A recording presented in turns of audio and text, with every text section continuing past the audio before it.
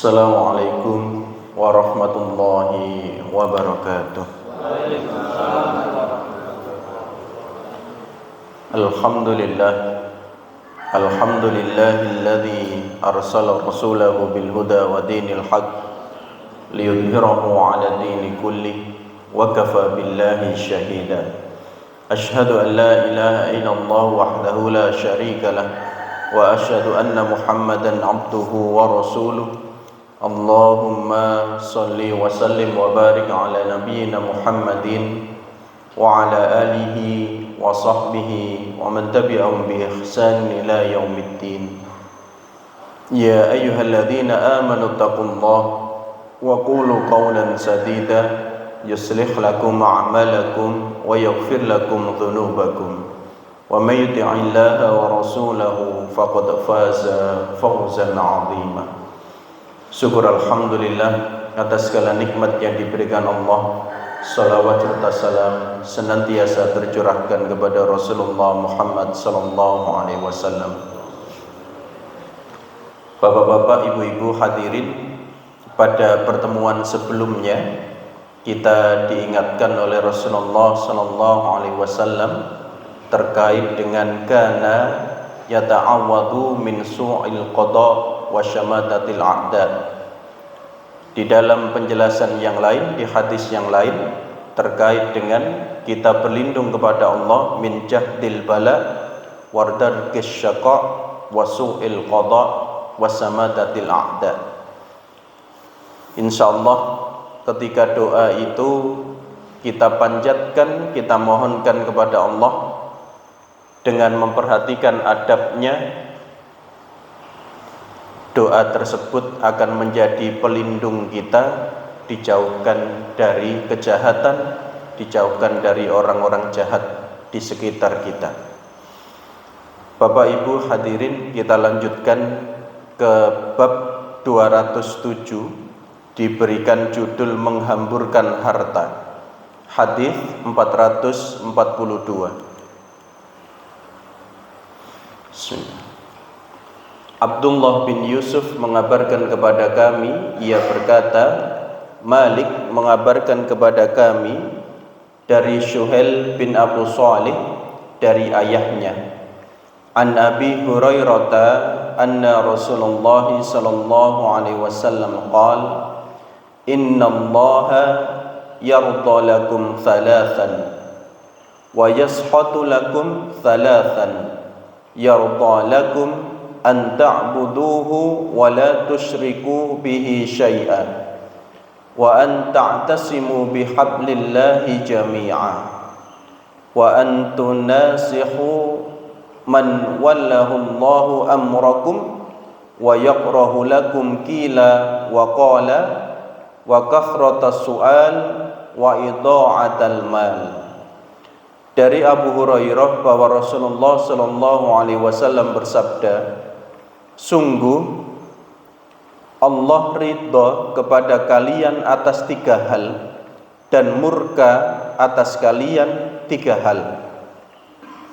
Allah ridha kepada kalian agar kalian menyembah kepadanya dan tidak mempersekutukannya dengan suatu apapun, dan agar kalian semua berpegang teguh kepada tali Allah, serta agar kalian saling menasihati orang yang diserai oleh Allah untuk mengurus urusan kalian. Dan Allah tidak menyukai kalian mengatakan, si fulan berkata begini dan begitu, dan banyak bertanya serta membuang-buang harta. Bapak Ibu, hadis ini mengajarkan kita 3 hal yang Allah ridha dan 3 hal yang Allah tidak ridha. Keridhaan Allah itu terkait dengan 3 hal yang disebutkan tadi. Yang pertama, kita menjaga tauhid, tidak syirik. Yang kedua, agar kita berpegang teguh pada tali Allah. Dan yang ketiga, agar kita saling menasihati, lebih-lebih terkait orang yang diserai oleh Allah untuk mengurus urusan umat. Dan Allah tidak menyukai atau tidak ridha terkait dengan 3 hal, yakni yang pertama adalah qila wa qala.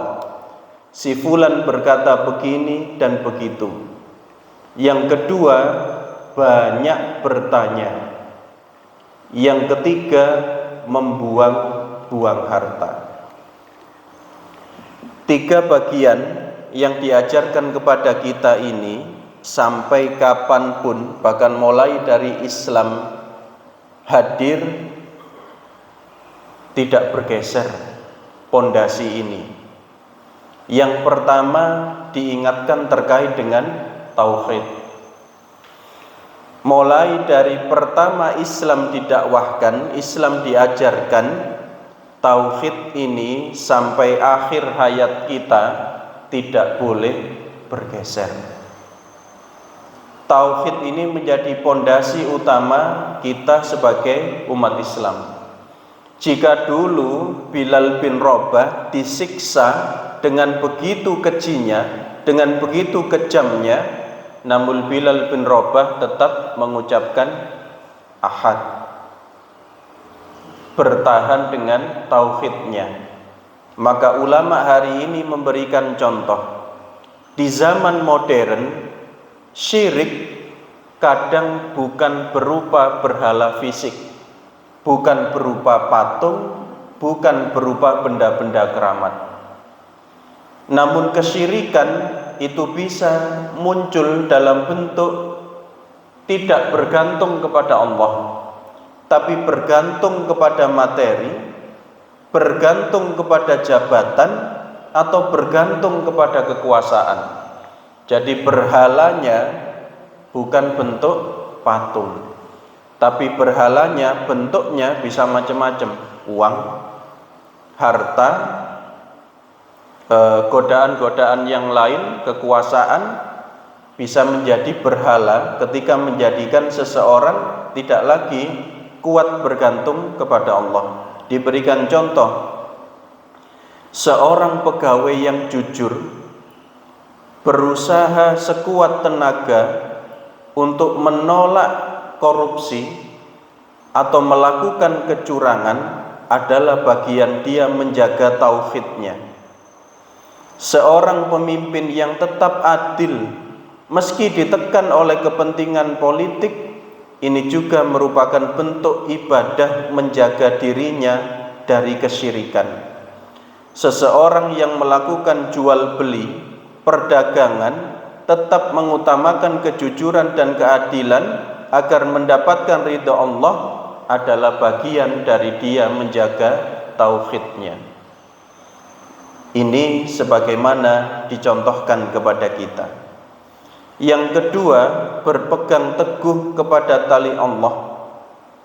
Yang dimaksud adalah berpegang teguh kepada Islam, berpegang teguh kepada Al-Quran, Sunnah, dan prinsip keislaman yang menyatukan umat. Umat Islam diperintah bersama-sama berpegang pada ajaran ini, bukan pada fanatisme kelompok, fanatisme etnis, atau fanatisme madhab. Sebagaimana dicontohkan sahabat ketika Rasulullah SAW wafat, bisa saja umat Islam, sahabat pada waktu itu dengan egonya masing-masing mencalonkan diri untuk menjadi pengganti Rasulullah.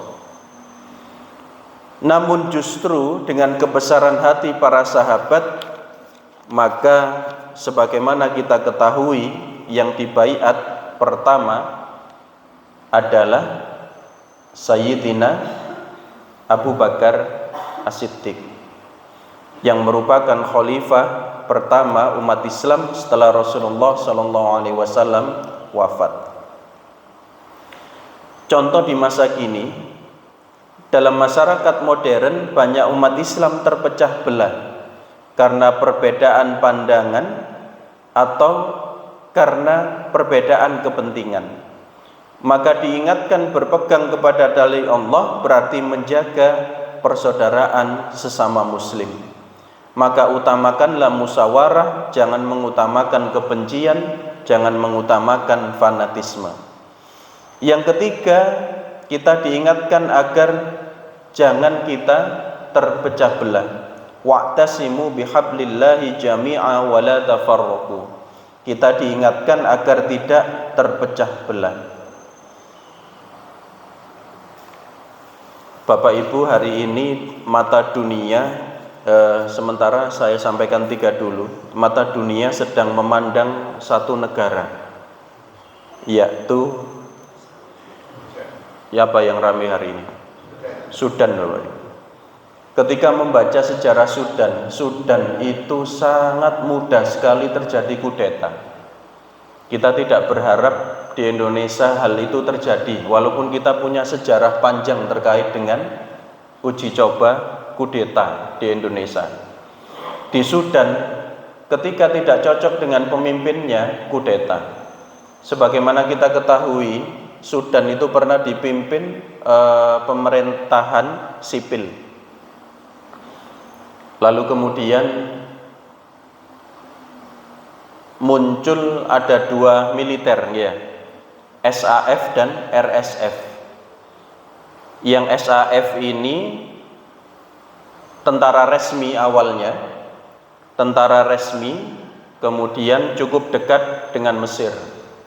RSF itu dulunya milisi, yang milisi ini awalnya di perbatasan, kemudian ketika pergantian pemerintahan sipil dikudeta, awalnya dikudeta oleh SAF dan RSF, pemerintahan sipil ini. Setelah berhasil dikudeta, SAF dan RSF yang awalnya akan bekerja sama menyatukan Sudan, ternyata beda kepentingan lagi. Akhirnya sampai hari ini antara tentara resmi Sudan dengan RSF yang dulunya milisi juga menjadi tentara di Sudan, terjadi pertempuran. Ada informasi RSF katanya cukup dekat dengan Uni Emirat Arab terkait dengan bisnis emas dan minyak. Allahu a'lam, kita tidak tahu bagaimana realita di sana. Namun yang menjadi titik tekan kita hari ini adalah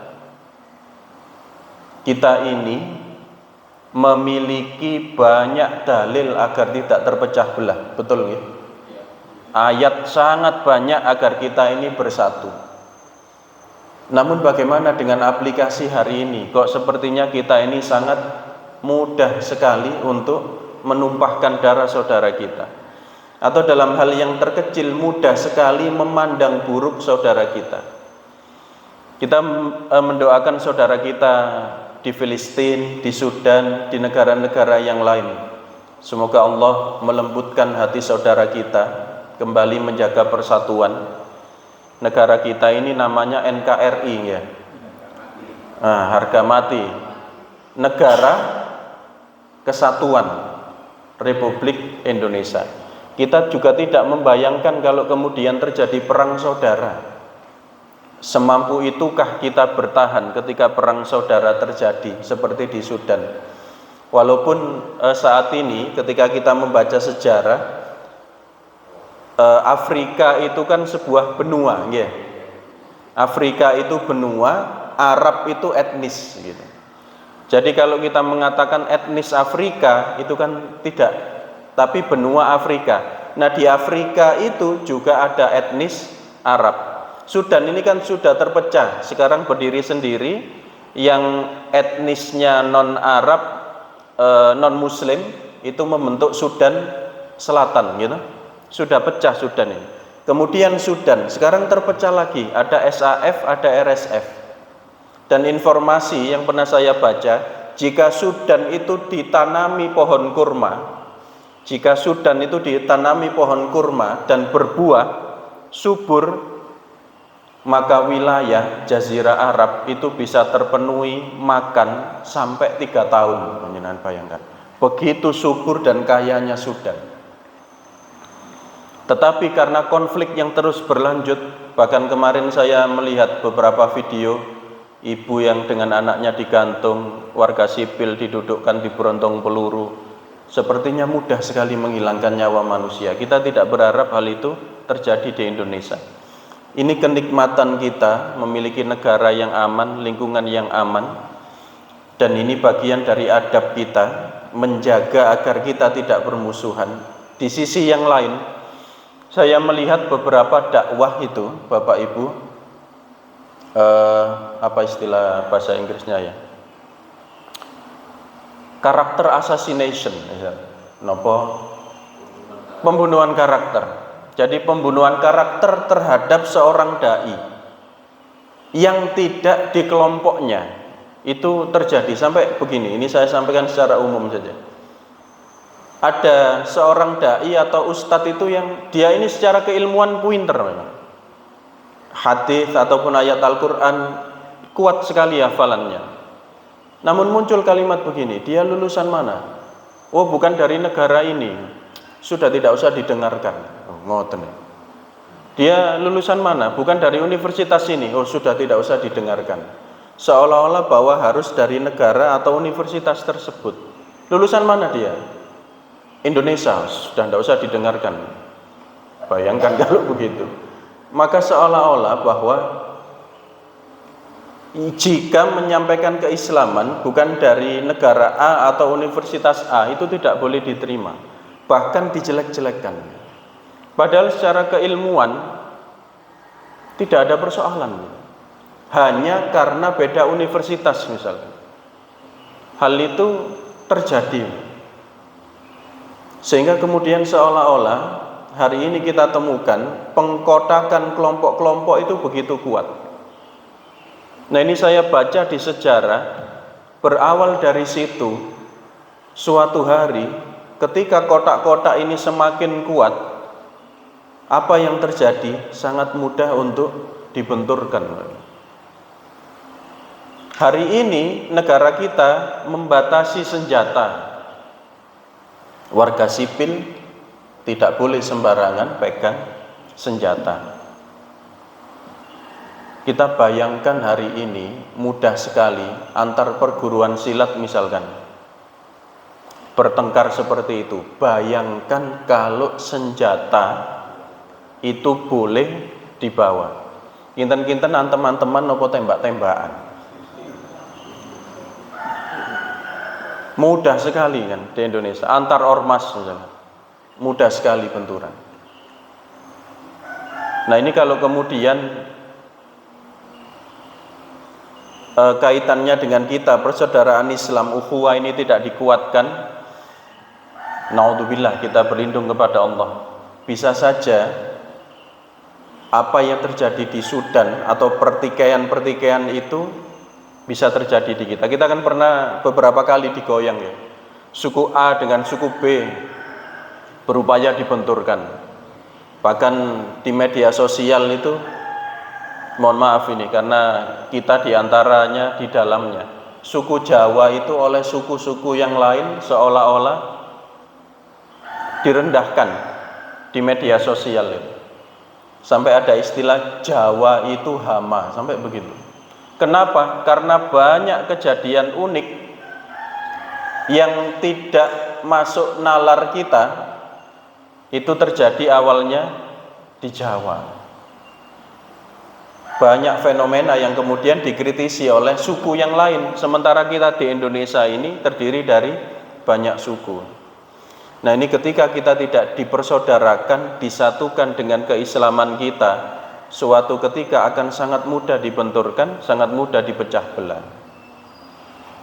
Dan sekali lagi kita diingatkan, kita punya banyak dalil baik Al-Quran ataupun hadis tentang menjaga persatuan kita umat Islam. Jadi 3 hal ini yang Allah ridho, tauhid kita, sampai kapanpun kita jaga tauhid kita, kemudian kita menjaga persatuan, kita menghindarkan diri kita dari perpecahan. Insya Allah nanti kita akan bahas 3 poin yang menjadikan Allah tidak ridho atau Allah tidak suka. Insya Allah ini yang bisa saya sampaikan pagi hari ini. Mudah-mudahan ada manfaatnya. Kita tutup dengan istighfar dan doa kafaratul majelis.